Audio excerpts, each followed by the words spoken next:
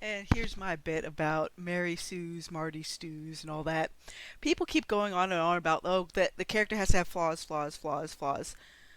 Another big problem with those characters, most of the time they don't have any virtues.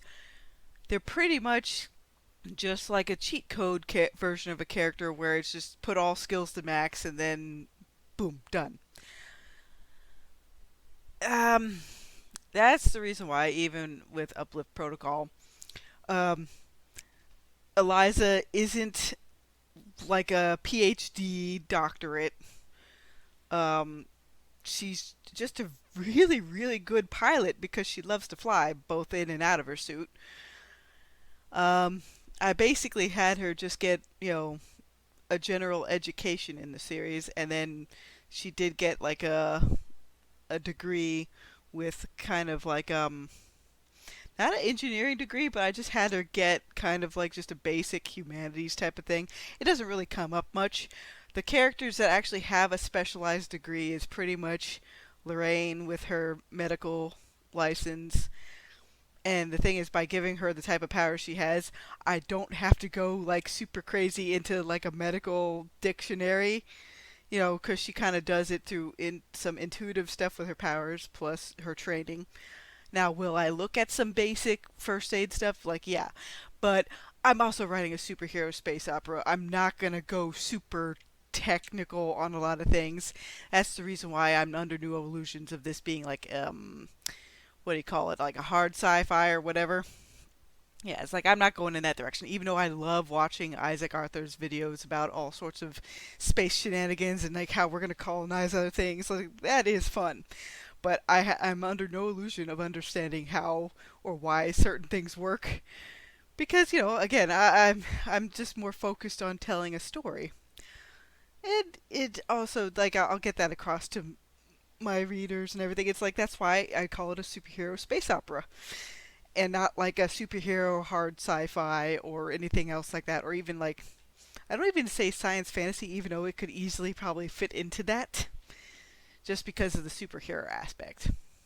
I also see it as different with Mary Sue, Marty Stew, and all that stuff versus a flat arc character like Goku or Superman or some aspirational hero character like that, or even Kin from Fist of the North Star.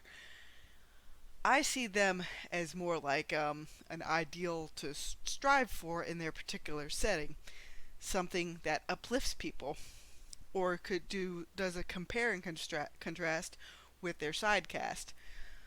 Um, yeah, the thing is, like, people far too often concentrate, like, the flaws. Oh, this character has to have all the flaws on the sun. They have to be more fucked up than the average human.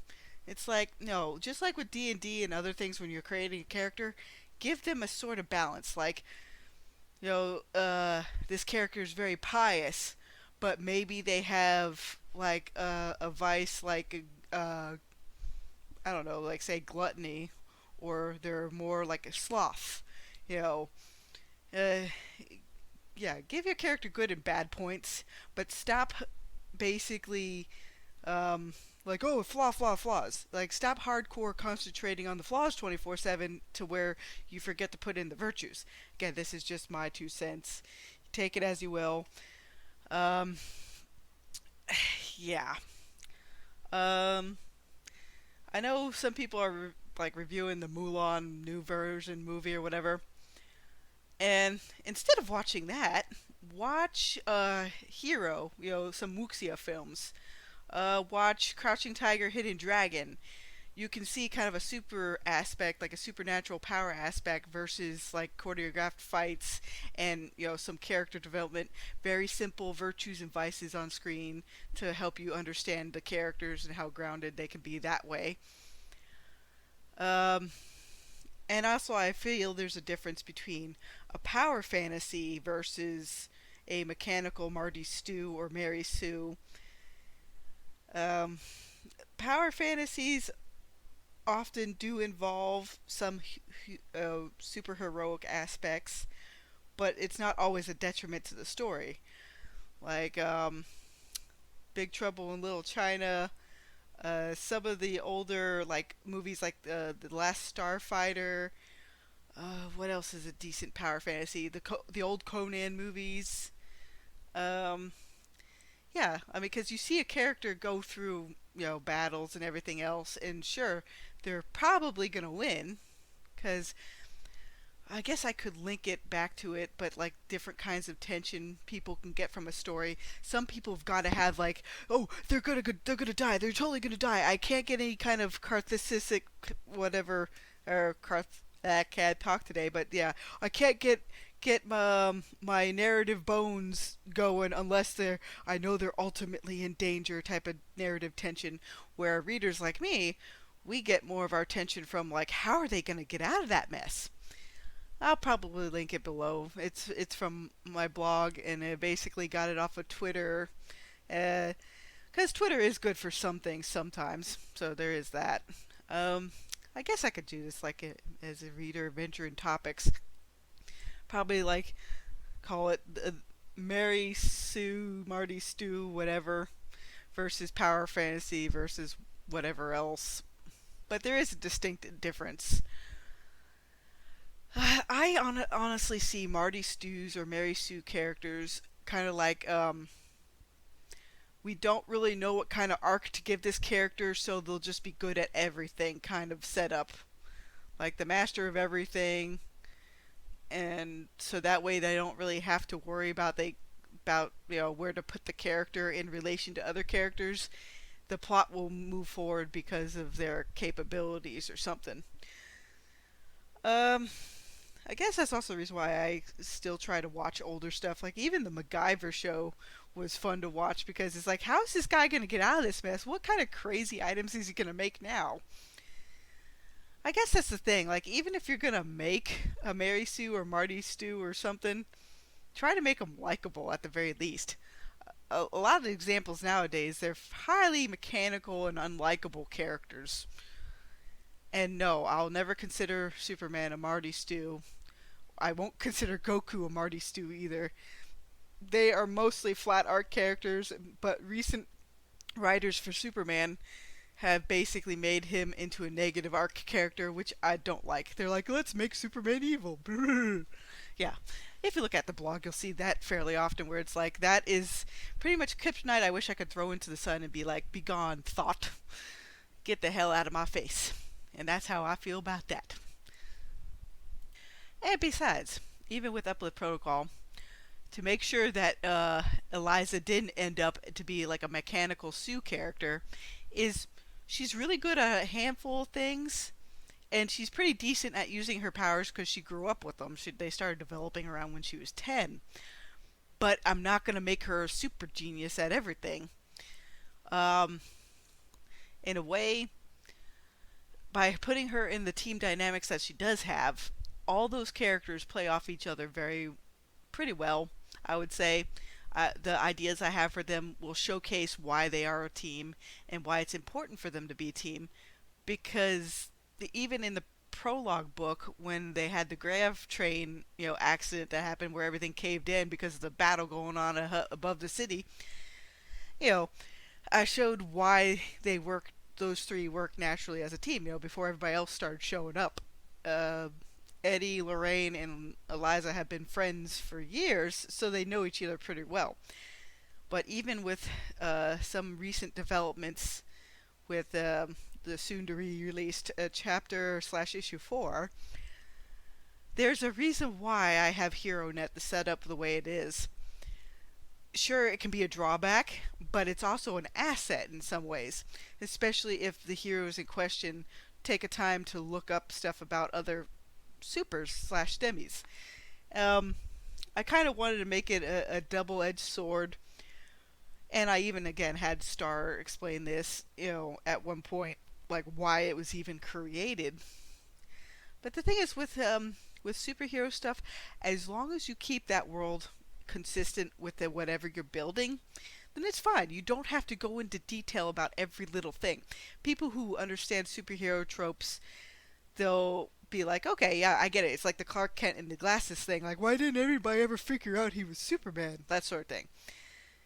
It's like, where's the fun in that? Like, even to showcase the recent example with Bendis, like, outing Clark as Superman. It's like really, really, you're gonna take that away? Cause, yeah, you know what? Nope, not gonna give dead companies more attention. Bleh, go away. I am off the dead IP plantation. Goodbye. Um, yeah. So, as long as you know what your reader base understands, and again, since I'm my primary reader base, it's like I don't have to go into every tiny little detail about superhero stuff or like some common tropes used with it. The biggest thing is just give people a fun story to follow. Not everything has to be nailed down, signed off in triplicate. And maybe it's also kind of a, a development with modern stuff where everybody's like, oh, this person has to be more of a gritty reality, realistic, relatable. I you know what? Not everything has to be 100% relatable. I think sometimes they get mixed up with likable. If you give your protagonist likable traits, even if they're a power fantasy, even if they're a flat arc character, even if they're a positive arc character, or even if it's a negative arc character like Londo Mollari of Babylon 5, then you will find that most people, will forgive little things or maybe some like narrative hiccups. Because again, everybody, you know, no story is 100% perfect all the time. It's just no way. Eventually, people will find some holes there and there, but what makes something endure is, does it have a sense of adventure? Does it have characters that people can understand their motivations? Can people see their virtues on screen? Can they see them overcome their vices? Can they follow along with the adventure because that protagonist is legitimately likable? I find that's the quickest thing that'll keep me going with any kind of book, no matter what the content is, usually barring like erotica, because most of that stuff is with self-centered protagonists anyway. But yeah, uh, I think it all you don't really need relatable protagonists. You just need likable ones. And that's it for that part of the TED Talk today. I think I'll probably put this in reader and adventure topics. Have a good day, everybody. Oh, actually, just one quick aside. Some people saying like the flaws mean that if there's no flaws present, that that person's already at the apex of their capability. The thing is, without virtues to offset the flaws, what's the point of overcoming your flaws if your character has no virtues in the first place? Make sure to balance out flaws and virtues. Virtue, virtue, virtue, virtue. People keep forgetting to add this important aspect to some character development stuff. And not every character is going to have a negative to positive arc. There are some characters that will be at the apex of their worldview right at the beginning. They'll be at the apex of their moral compass right at the beginning.